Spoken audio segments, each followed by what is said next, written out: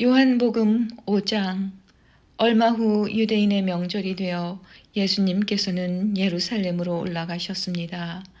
예루살렘에 있는 양의 문 근처에 기둥 5개가 있는 연못이 있었습니다.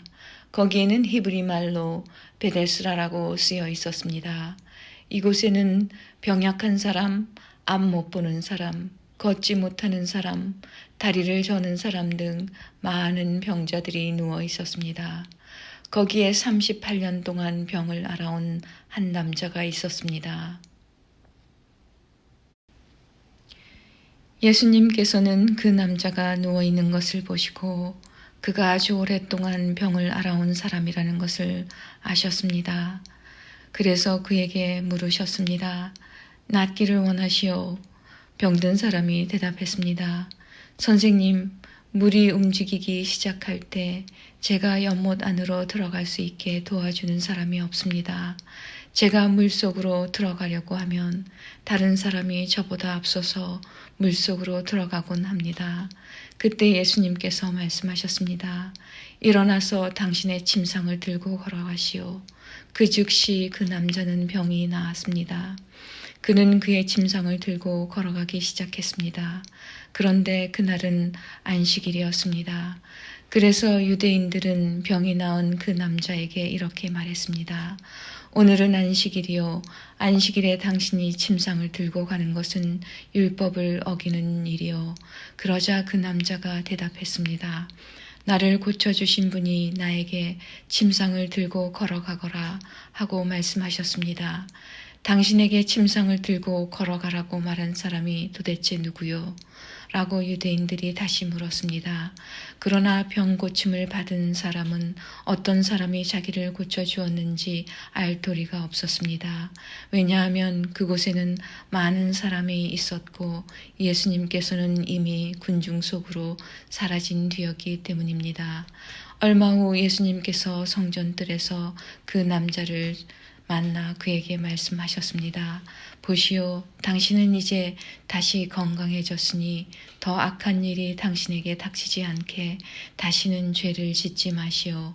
그 남자는 그 자리를 떠나 유대인들에게 가서 자신을 고쳐주신 분이 예수님이라고 말했습니다.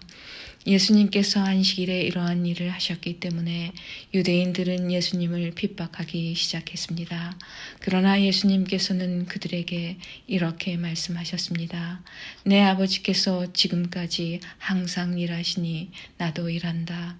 이 말 때문에 유대인들은 더더욱 예수님을 죽이려고 안달하였습니다. 그것은 그분이 안식일을 범할 뿐만 아니라 하나님을 자기 친아버지라고 불러 자기를 하나님과 동등하게 여기고 있기 때문이었습니다. 그러나 예수님께서 말씀하셨습니다. 내가 너희에게 진리를 말한다. 아들은 어느 것 하나도 혼자서 할 수 없다. 아들은 다만 아버지께서 하시는 일을 보고서야 그것을 할 수 있을 따름이다. 그것은 아버지께서 무엇을 행하시든지 아들도 행하기 때문이다. 아버지께서는 아들을 사랑하셔서 그분이 하시는 모든 일들을 아들에게 보여주신다. 너희에게는 놀랄만한 일이겠지만 아버지께서는 이보다 더 큰 일들을 아들에게 보여주실 것이다. 아버지께서 죽은 사람을 부활시키시며 그들에게 생명을 주시는 것처럼 아들도 자기가 원하는 자들에게 생명을 줄 것이다. 이뿐 아니라 아버지는 아무도 심판하지 않으시고 심판하는 모든 권한을 아들에게 맡기셨다. 하나님께서 이렇게 하시는 것은 모든 사람들이 아버지를 존경하듯이 아들도 존경하게 하기 위해서이다. 아들을 존경하지 않는 사람은 아들을 보내신 아버지도 존경하지 않는 것이다. 내가 너희에게 진리를 말한다. 누구든지 내 말을 듣고 나를 보내신 분을 믿는 사람은 영원한 생명을 얻었고 심판을 받지 않을 것이며 사망에서 생명으로 옮겨졌다. 내가 너희에게 진리를 말한다. 죽은 사람이 하나님의 아들의 음성을 들을 때가 올 것인데 그때가 바로 지금이다. 그 음성을 듣는 사람들은 살 것이다. 아버지 속에 생명이 있는 것처럼 아버지께서는 아들에게도 생명을 주어 그 속에 있게 하셨다. 또한 아들이 곧 인자이기 때문에 아버지께서는 아들에게 심판할 수 있는 권한을 주셨다. 이 말을 한다고 놀라지 마라. 무덤 속에 있는 모든 사람들이 아들의 음성을 들을 때가 올 것이다. 선한 일을 한 사람들은 생명을 얻기 위해 부활할 것이며 악한 일을 한 사람들은 심판을 받기 위해 부활할 것이다. 나는 혼자서는 아무것도 할 수 없다. 나는 내가 듣는 대로만 심판을 한다. 그래서 나의 심판은 의롭다. 나는 내가 하고 싶은 것을 하려 하지 않고 오직 나를 보내신 분이 원하시는 것을 하려고 애쓴다. 내가 나 자신에 대하여 증언한다면 사람들은 내 증거를 참된 증거로 받아들이지 않을 것이다. 그러나 나에 대하여 증언하는 다른 분이 계시니 나는 그분이 나에 대하여 증언하는 것이 옳다는 것을 안다. 너희가 요한에게 사람을 보냈고 요한은 너희에게 진실되게 증언하였다. 그렇다고 해서 내가 사람에게서 증언을 받은 것은 아니다. 내가 이런 말을 하는 것은 너희가 구원을 얻을 수 있도록 하기 위해서이다. 요한은 타오르면서 빛을 내는 등불이었다. 너희는 잠시 요한의 빛 가운데서 기뻐하기를 원했으나 내게는 요한의 증언보다 더 큰 증언이 있다. 아버지께서 나에게 하라고 주셨고 지금 내가 행하고 있는 일들이 아버지께서 나를 보내신 것을 증언한다. 나를 보내신 아버지께서 친히 나를 증언해 주셨다. 너희는 지금까지 그분의 음성을 듣지도 않았고 그분의 모습을 보지도 않았다. 또한 너희는 아버지께서 보내신 사람을 믿지 않기 때문에 하나님의 말씀이 너희 속에 머물러 있지도 않는다. 너희는 성경에서 영생을 얻을 수 있다고 생각하여 성경을 부지런히 연구하고 있는데 바로 그 성경이 나를 증언하는 것이다. 하지만 너희는 영생을 얻기 위해 나에게 오는 것을 거절하였다. 내가 사람에게서 영광을 받으려는 것이 아니다. 나는 너희가 어떤 사람인지를 안다. 너희에게는 하나님을 사랑하는 마음이 없다.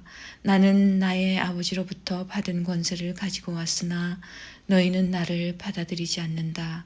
그러나 다른 사람이 자기의 권세를 가지고 온다면 너희는 그를 받아들일 것이다.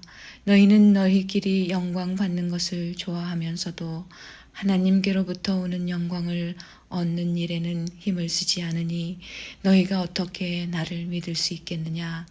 내가 아버지 앞에서 너희를 고소할 것이라고 생각하지 마라. 너희를 고소하는 사람은 바로 너희가 소망을 두고 있는 모세이다. 너희가 모세를 믿었다면 나를 믿었을 것이다.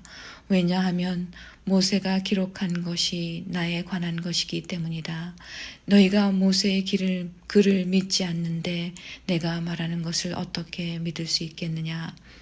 6장 이 일이 있은 지 얼마 후 예수님께서는 디베랴 호수라고도 하는 갈릴리 호수를 건너가셨습니다. 많은 사람이 예수님의 뒤를 따랐습니다. 그것은 사람들이 예수님께서 병든 사람들에게 행하시는 표적을 보았기 때문입니다. 예수님께서는 언덕으로 올라가 제자들과 함께 거기 앉으셨습니다. 때는 유대인의 명절인 유월절 무렵이었습니다. 예수님께서는 눈을 들어 많은 사람이 예수님께 나오는 것을 바라보시고 빌립에게 말씀하셨습니다. 이 사람들이 먹을 빵을 어디서 살 수 있겠느냐? 예수님께서는 빌립이 어떻게 하나 보시려고 이런 질문을 하신 것이었습니다. 예수님께서는 빌립이 어떻게 할 것인가를 이미 알고 계셨습니다. 빌립이 예수님께 대답했습니다. 여기 있는 한 사람 한 사람이 빵을 한 입씩만 먹는다고 해도 그 빵을 사려면 200데나리온은 있어야 할 것입니다. 그때 예수님의 제자 중 한 사람인 시몬 베드로의 동생 안드레가 말했습니다. 여기 사내 아이 하나가 가지고 온 작은 보리빵 5개와 작은 물고기 2마리가 있습니다. 하지만 이것만 가지고 이렇게 많은 사람을 어떻게 먹이겠습니까? 예수님께서 말씀하셨습니다. 사람들에게 앉으라고 하여라. 그곳은 풀이 많은 곳이었습니다. 거기에 앉은 남자 어른의 수는 약 5,000명이었습니다.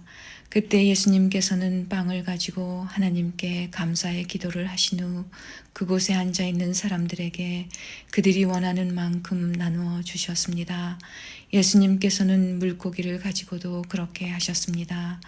사람들은 모두 실컷 먹었습니다. 식사가 끝났을 때 예수님께서 제자들에게 말씀하셨습니다. 먹고 남은 빵과 물고기를 다 모으고 하나도 버리지 마라. 그래서 제자들은 남은 음식들을 모았습니다. 보리빵 5개로 사람들이 먹고 남은 조각들이 큰 광주리로 12개나 되었습니다. 사람들은 예수님께서 행하신 표적을 보고 말했습니다. 이분은 세상에 오실 그 예언자가 틀림없다. 예수님께서는 사람들이 와서 자기를 강제로 데려다가 그들의 왕으로 세우려 한다는 것을 아셨습니다. 그래서 다시 그곳을 떠나 혼자 산으로 올라가셨습니다. 밤이 되자 예수님의 제자들은 갈릴리 호수로 내려갔습니다. 이미 날은 어두워졌지만 예수님께서는 아직 제자들에게 오지 않으셨습니다. 제자들은 작은 배를 타고 가버나움으로 가기 위해 갈릴리 호수를 건너기 시작했습니다. 그때 강한 바람이 불어 오고 호수 위의 파도는 점점 거세졌습니다. 제자들은 약 4-5km 정도의 거리를 노져 갔습니다.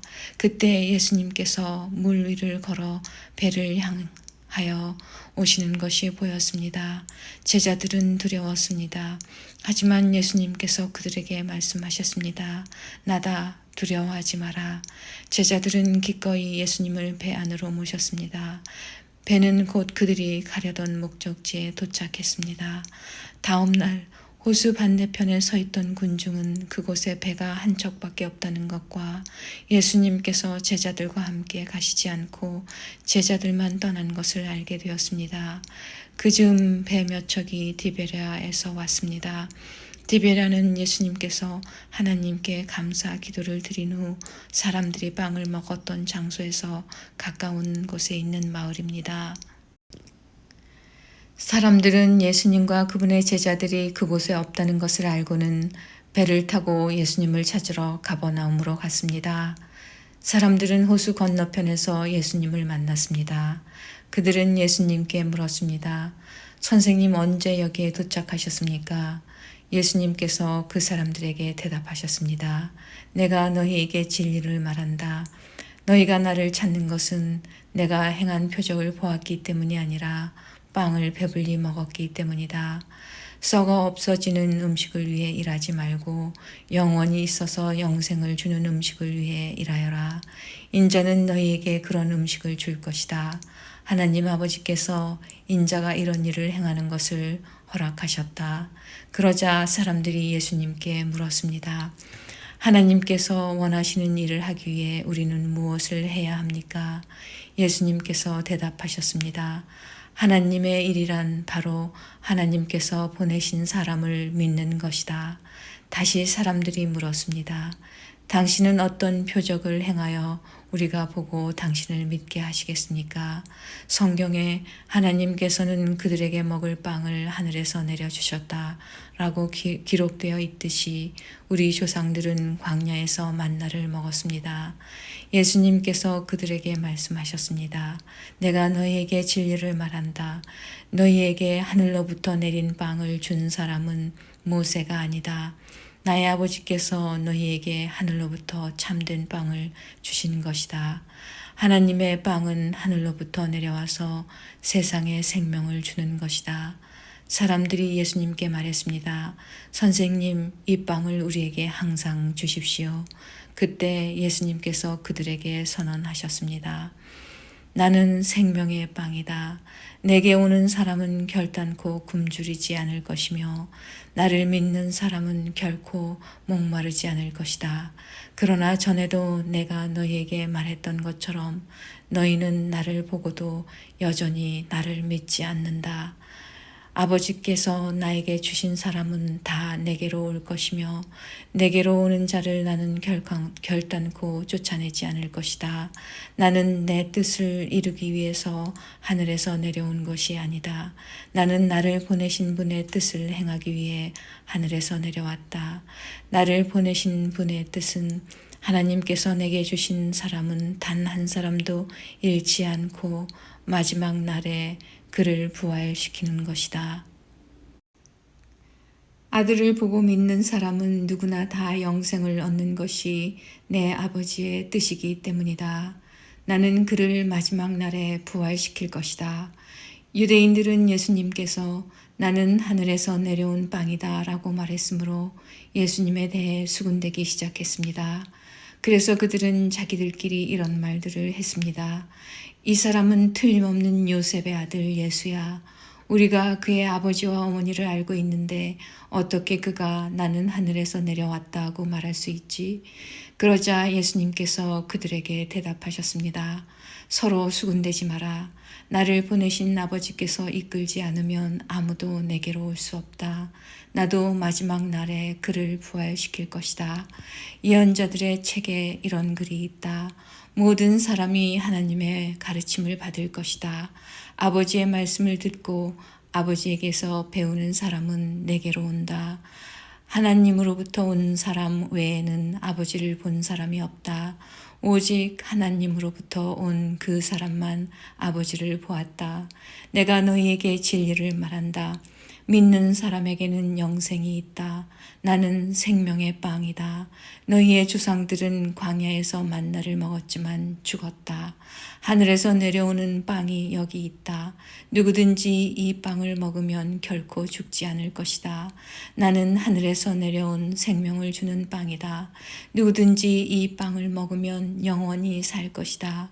내가 줄 빵은 나의 살이다. 내 살은 세상의 생명을 준다. 그러자 유대인들은 이 사람이 어떻게 자기 몸을 우리에게 먹으라고 줄 수 있겠는가? 라고 말하며 서로 다투기 시작했습니다. 예수님께서 그들에게 말씀하셨습니다. 내가 너희에게 진리를 말한다. 너희가 인자의 살을 먹지 않고 또 그의 피를 마시지 않으면 너희 속에 생명이 없다. 나의 살을 먹고 나의 피를 마시는 사람은 영생을 얻으며 나도 그 사람을 마지막 날에 부활시킬 것이다. 나의 살은 참된 음식이며 나의 피는 참된 음료다. 나의 살을 먹고 나의 피를 마시는 사람은 누구든지 내 안에 있고 나도 그 사람 안에 있다. 살아계신 아버지께서 나를 보내셨고 나 또한 아버지 때문에 살고 있는 것처럼 나를 먹는 그 사람은 나 때문에 살 것이다. 하늘에서 내려온 빵은 너희 조상들이 먹고 죽었던 빵과 같지 않다. 이 빵을 먹는 사람은 영원히 살 것이다. 이 모든 말씀은 예수님께서 가버나움 회당에서 가르치실 때 하신 말씀입니다. 예수님의 제자들 중에 여러 사람이 예수님의 말씀을 듣고 말했습니다. 이 말씀은 어렵다. 누가 알아들을 수 있겠는가? 예수님께서는 제자들이 이 문제로 수군거리는 것을 아시고 그들에게 이런 말씀을 하셨습니다. 이것이 너희에게 장애물이 되느냐? 그렇다면 인자가 전에 있던 곳으로 올라가는 것을 너희가 보면 어떻겠느냐? 생명을 주시는 분은 성령이시다. 그러므로 사람의 힘은 전혀 쓸모가 없다. 내가 너희에게 한 말은 성령의 말씀이고 생명의 말씀이다. 그러나 너희 중에는 믿지 않는 사람이 있다. 예수님께서는 처음부터 누가 믿지 않을지 또 누가 예수님을 배반할지를 알고 계셨습니다. 예수님께서 계속 말씀하셨습니다. 그러므로 내가 사람이 내게 오는 것을 아버지께서 허락하지 않으시면 아무도 내게로 올 수 없다고 너희에게 말한 이유가 여기에 있다. 예수님께서 이 말씀을 하시자 제자들 중에 많은 사람이 예수님을 떠났습니다. 그들은 더 이상 예수님을 따르지 않았습니다. 그래서 예수님께서 12 제자에게 물으셨습니다. 너희들도 떠나고 싶으냐? 시몬 베드로가 예수님께 대답했습니다. 주님, 주님께 영생의 말씀이 있는데 우리가 누구에게 가겠습니까? 우리는 주님이 하나님의 거룩한 분임을 믿고 알고 있습니다. 예수님께서 제자들에게 대답하셨습니다. 내가 너희 12사람을 선택하지 않았느냐? 그러나 너희 중에 한 사람은 마귀니라. 예수님께서는 가룟 사람 시몬의 아들 유다를 두고 말씀하신 것이었습니다. 유다는 12제자에 들어있던 사람이었지만 후에 예수님을 배반했습니다. 7장 이 일이 있은 후 예수님께서는 갈릴리 지방을 다니셨습니다. 유대인들이 예수님을 죽이려고 했기 때문에 유대에서 다니기를 원하지 않으셨던 것입니다. 유대인들의 명절인 초막절이 가까웠습니다. 그래서 예수님의 동생들은 예수님께 형님의 제자들도 형님이 행하는 일들을 볼 수 있도록 이곳을 떠나 유대로 가십시오. 누구나 자기가 하는 일이 은밀하게 행해지지 않고 사람들에게 알려지기를 바라는 법입니다. 형님이 이런 일들을 행하고 계시다면 자신을 온 세상에 알리십시오 라고 말했습니다. 예수님의 동생들이 이렇게 말한 것은 그들도 예수님을 믿지 않았기 때문이었습니다.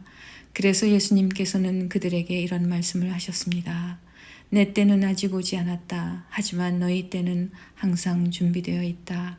세상이 너희는 미워할 수 없겠지만 나는 미워하고 있다. 이는 내가 세상에 대하여 또 세상이 행하는 일들에 대하여 악하다고 증언하기 때문이다. 너희는 명절을 지키러 올라가거라. 나는 이번 명절에는 올라가지 않겠다. 내 때가 아직 이르지 않았다. 예수님께서는 이 말씀을 하시고 그냥 갈릴리에 머물러 계셨습니다. 그러나 예수님의 동생들이 명절을 지키러 올라간 후 예수님께서는 사람들의 눈에 띄지 않게 은밀히 올라가셨습니다. 그래서 유대인들은 명절에 예수님을 찾으며 그분이 어디 계시냐고 물었습니다. 사람들 사이에서는 예수님에 대한 여러 말이 오고 갔습니다. 그는 좋은 사람이다 라고 말하는 사람이 있는가 하면 아니다. 오히려 그는 군중들을 속이고 있다 라고 말하는 사람도 있었습니다. 그러나 사람들은 유대인들을 두려워했기 때문에 아무도 예수님에 대하여 드러내놓고 말하는 사람이 없었습니다. 명절이 절반가량 지났을 무렵 예수님께서는 성전 뜰에 올라가 가르치기 시작하셨습니다. 그러자 유대인들은 이 사람은 배운 것도 없는데 어떻게 저런 지식을 갖고 있을까 하며 놀라워했습니다. 그래서 예수님께서는 그들에게 이렇게 대답하셨습니다. 내 교훈은 내 것이 아니라 나를 보내신 분에게서 온 것이다. 누구든지 하나님의 뜻을 행하기를 원하는 사람이라면 나의 교훈이 하나님께로부터 온 것인지 또는 내가 내 자신의 교훈을 말하는 것인지 알 것이다. 자기 자신의 교훈을 말하는 사람은 자기의 영광을 추구하기 위해 말하지만 그를 보내신 분의 영광을 추구하는 사람은 진실하며 그에게는 거짓이 없다. 모세가 너희에게 율법을 주지 않았느냐? 그런데 너희 중에 율법을 지키는 사람이 한 사람도 없도다. 너희는 왜 나를 죽이려고 하느냐? 사람들이 이렇게 대답했습니다. 당신은 귀신이 들렸소. 누가 당신을 죽이려고 한단 말입니까? 예수님께서 그들에게 말씀하셨습니다. 내가 한 가지 일을 했는데 너희가 모두 놀라고 있다. 모세가 너희에게 할례를 주었다.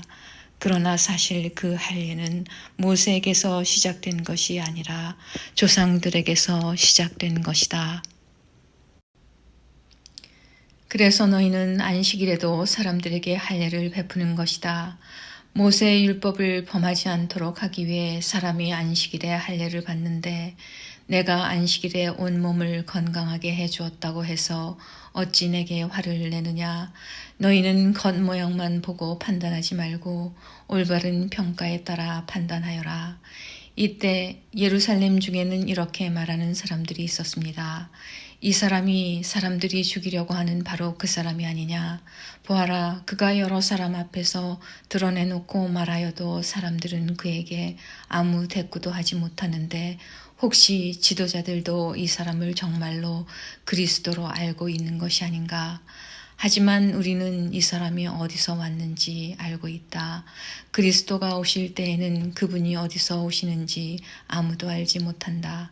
그러자 예수님께서는 성전들에서 가르치실 때 큰 소리로 말씀하셨습니다. 너희는 나를 알며 또 내가 어디서 왔는지도 알고 있다. 그러나 나는 이곳에 내 스스로 온 것이 아니다. 나를 보내신 분은 참되시다. 너희는 그분을 알지 못하지만 나는 그분을 아는 것이 내가 그분에게서 왔고 그분은 나를 보내셨기 때문이다. 이 일 때문에 사람들이 예수님을 붙잡으려고 하였습니다. 하지만 아무도 그분에게 손을 대는 사람은 없었습니다. 이는 아직 그분의 때가 되지 않았기 때문입니다. 그러나 무리 중에 많은 사람이 예수님을 믿었습니다. 그 사람들은 그리스도께서 오신다고 해도 과연 그가 행하실 표적들이 이 사람이 한 것보다 더 많겠는가 라고 말했습니다. 사람들이 예수님을 가리켜 이렇게 수군대는 것을 바리새인들이 들었습니다. 그래서 대제사장들과 바리새인들이 예수님을 붙잡으려고 성전 경비대를 보냈습니다. 예수님께서는 나는 잠시 동안 너희와 함께 있다가 나를 보내신 분에게 갈 것이다. 너희가 나를 찾을 것이나 찾아내지 못할 것이며 내가 있는 곳에 너희는 올 수도 없다 라고 말씀하셨습니다. 유대인들은 자기들끼리 이런 말을 하였습니다. 이 사람이 어디로 가려고 하기에 우리가 자기를 찾아내지 못할 것이라고 하는가? 그리스의 여러 도시로 가서 그리스 사람들을 가르치려고 하는가? 너희는 나를 찾을 것이나 찾아내지 못할 것이며 내가 있는 곳에 너희는 올 수도 없다 라고 말한 것은 무슨 뜻인가? 축제가 절정에 달한 명절 마지막 날에 예수님께서 서서 큰 소리로 말씀하셨습니다. 누구든지 목마르거든 내게로 와서 마셔라. 나를 믿는 사람은 성경이 말한 대로 그의 배에서 생수의 강이 흘러나올 것이다. 이것은 예수님께서 자기를 믿는 사람들이 장차 받을 성령에 대하여 하신 말씀이었습니다. 그러나 예수님께서 아직 영광을 받으시지 않았기 때문에 사람들에게 아직은 성령이 계시지 않았습니다.